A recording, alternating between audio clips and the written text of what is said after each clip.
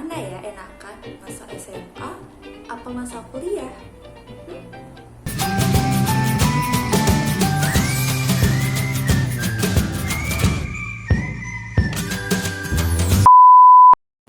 Halo sobat semua, apa kabar? Semoga kalian sehat selalu. Selamat datang di channel YouTube aku, Ayu Sintiawati. Oke, jadi di video kali ini aku akan bahas tentang perbedaan masa SMA dan juga masa kuliah. Tapi for information, aku ini adalah salah satu mahasiswi program studi ekonomi pembangunan dan aku kini masih semester 4. Jadi aku bakal sharing apa aja yang aku rasakan selama aku menjalankan perkuliahan dan juga gimana sih perbandingannya kalau dulu pada masa aku masih SMA. Oke. Yang pertama itu adalah mata pelajaran versus mata kuliah. Nah, kalau mata pelajaran di SMA itu udah diatur sama sekolah, jadi kita tinggal ngikutin aja. Tapi beda halnya sama mata kuliah. Nah, kalau mata kuliah itu sendiri, kita yang milih mata kuliahnya apa, berapa SKS yang harus kita ambil. Jadi itu bebas, terserah kemampuan kita. Tapi kalau di FEB sendiri, itu semester 1 sampai semester 2 udah diatur mata kuliah apa aja yang kalian harus ambil. Jadi nanti kalau kalian udah masuk semester 3 ya siap-siap menyusun jadwal mata perkuliahan. Oke? Yang kedua adalah teman di SMA versus teman di kuliah. Jadi setiap mata pelajaran apapun, kalau di SMA tuh ya teman kalian tetap itu aja, kalian akan tetap di kelas itu aja. Tapi beda halnya kalau kalian pas kuliah. Nah, jadi satu mata kuliah itu bisa beda teman kalian di mata kuliah lain karena kita beda-beda jadwal perkuliahannya. Dan kalau kalian kuliahnya secara offline nih, bisa pindah-pindah kelas di mata kuliah A dan di kelas A. Nanti kalian akan pindah lagi untuk pergantian jam mata kuliah yang lainnya kan, bisa di kelas lain. Jadi ya seperti itu. Yang ketiga, guru versus dosen.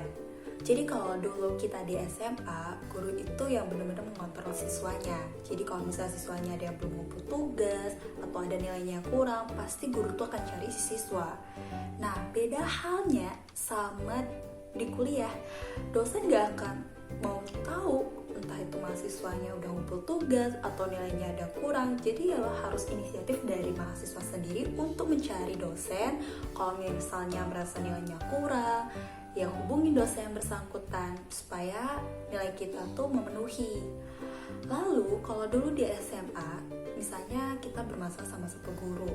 Nah, kan ada tuh namanya rapat dewan guru, bisa mempertimbangkan kira-kira nih siswa lulus nggak, naik kelas nggak.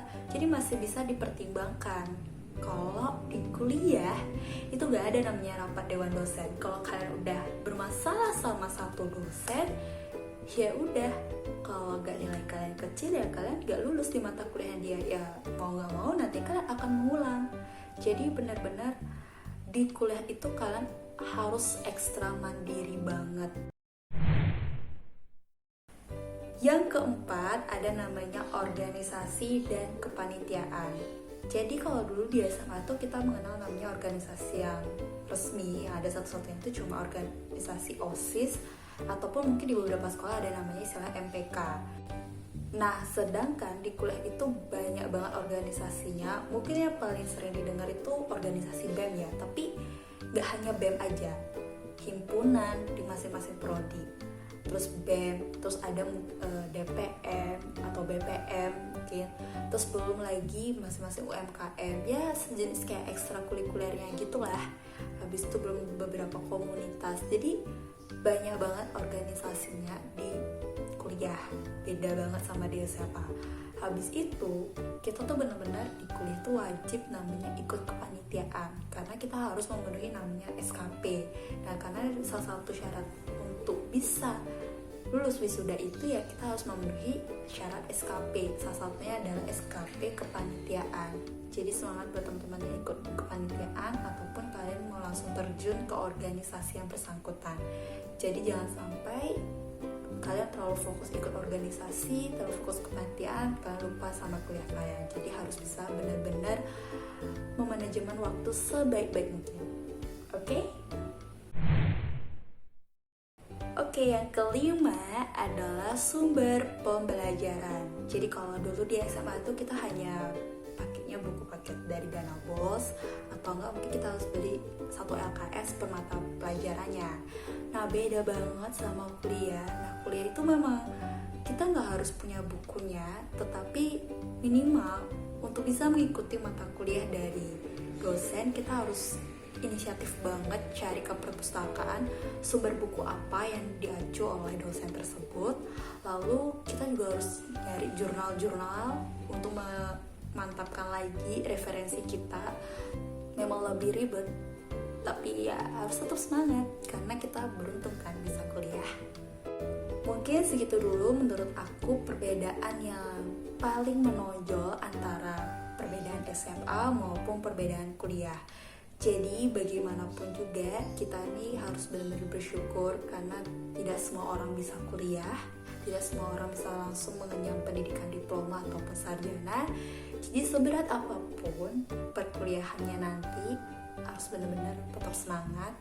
Semoga kita semua lulus tepat waktu dan mendapatkan hasil memuaskan dari apa yang kita pelajari selama kita kuliah. Jadi tetap semangat semuanya. Sekian dulu dari video dari aku, semoga bermanfaat buat teman-teman semua, terutama mungkin teman-teman yang akan menjadi maba ya. Jadi itu semoga bisa membantu memberikan bayangan agar teman-teman tidak culture shock lah melihat bagaimana perkuliahan itu. Jadi kalau kalian suka video ini jangan lupa like, komen, dan subscribe, dan juga share sebanyak-banyaknya ke teman-teman kalian. Oke? Semoga bermanfaat.